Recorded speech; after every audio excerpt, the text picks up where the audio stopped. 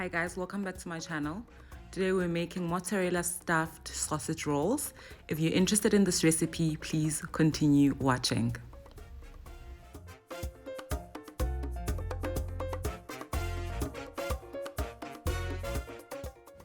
So we start off with 500 grams of ground beef with some chopped fresh coriander, followed by fresh chopped rosemary, a teaspoon of each.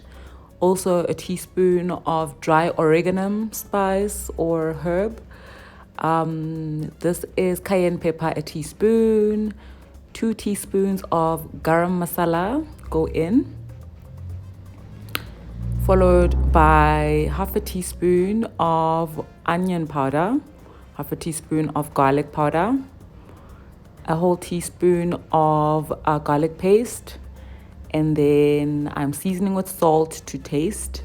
So this is going to depend on your taste, but I seasoned quite a bit here. You could actually taste the ones you've mixed to tell if you have enough salt or not. And lastly, we have some whole grain mustard, which is a teaspoon, and then 3 teaspoons of Worcester sauce or Worcestershire sauce. Then I made some egg wash for washing over the pastry later, but I'm also using it here to help me put the mixture together. So I'm just going to mix everything together until it's well incorporated.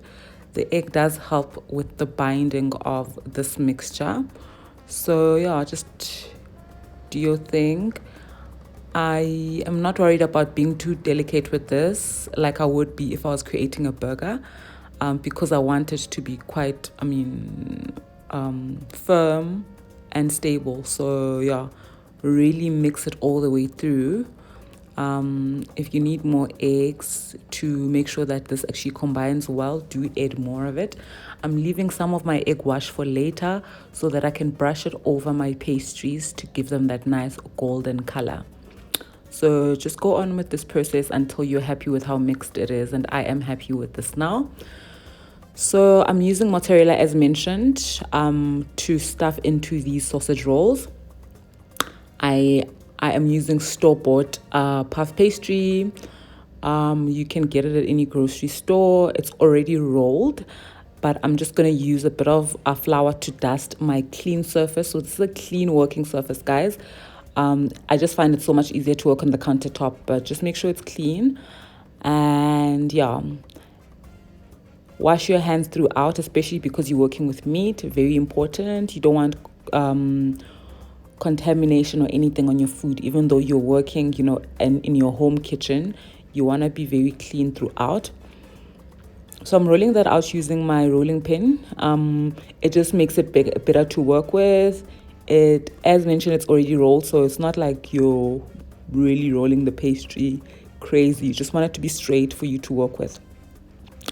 Now I'm back to my ground beef that has been mixed with spices and aromatics already, and I am just going to assemble it onto this pastry of ours.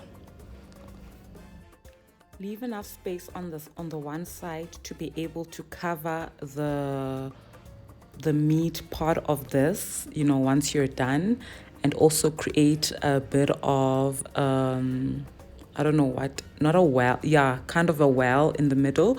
This is where we are going to insert our cheese, and so I just want to be able to insert it and be able to cover it up, because as you know, as cheese gets heat, it starts oozing out. So this is a way that's going to protect us from having too much of our cheese escape the pockets by making sure that it's way inside the meat, and then covered before it is actually covered with the pastry. So I'm just inserting my cheese, the chopped cheese. So this is mozzarella. I bought a whole block, but I chopped it into these small pieces because I thought it would be better to work with, since I wanted to stuff it. So put as much cheese as you like. I love to have a bit of cheese, but I don't like too much cheese, so I don't want too much cheese pull at the end. If you are a cheese crazy person, go ahead and add far more than what I've added so that you can really get that ooze factor. For me, it's just an addition, it's not the main element, okay? Honestly, I think these are the best sausage rolls because the cheese brings in so much, I don't know, deliciousness to this. It is really, really delicious when you bite into it and you get that nice cheese and, you know, meat in there. So yeah, so as mentioned, I'm making sure that I'm also covering my cheese completely before I fold my pastry. So this is what I meant by leaving enough space for you to be able to cover the meat with the pastry. So it's just to cover the top, because you are still going to fold over and flip it over so that it is completely covered. I am going to need to now cut the pastry obviously accordingly in order to have a proper log of my sausage roll. I'm cutting it quite close because, as you can see, it's already covered over the top. We just need it. You just need the two ends of the pastry to meet. The best way to seal pastry is actually to use a mixture of water and flour, because it makes the best kind of sealant for this. So that's what I'm using now, and rubbing it over the pastry before making the two ends meet. So try to do this as delicately as possible so that you don't tear that pastry, but also just making sure that it's properly sealed. Also just make sure that when you are putting these onto your tray, the side that you've sealed on is the one that's at the bottom. That helps you ensure that it doesn't open up during the cooking process. And I'm just using the back of my knife to seal the ends. This is not really necessary because remember, I'm not cooking this log as whole. I'm cooking small bite-sized pieces of the sausage roll. I'm using my work surface, which is like I think it's like a laminate of some sort. So as you can see, I'm always cutting my pastry with the back of my knife, not the front, because I'm not trying to ruin this the surface by having all these marks for the knives all over it. Don't forget to brush all your pastries at the top with our egg wash. I did that off camera, unfortunately, but bake these for 20 minutes at 180 degrees until they're nice and golden. This was a really delicious recipe. I hope you get to try it. If you do try it, please tag me on Instagram on all your attempts. Thank you for watching my video. Goodbye until next time. Please follow me on Instagram at Kholiwe_cooks. I share a lot of food and wine content on there, basically an extension of this channel. However, there are other recipes that I do not share on my channel that I do share on Instagram.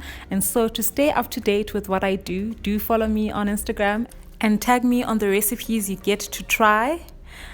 Subscribe to my channel, click here, and for more videos, also click here. Until next time, goodbye.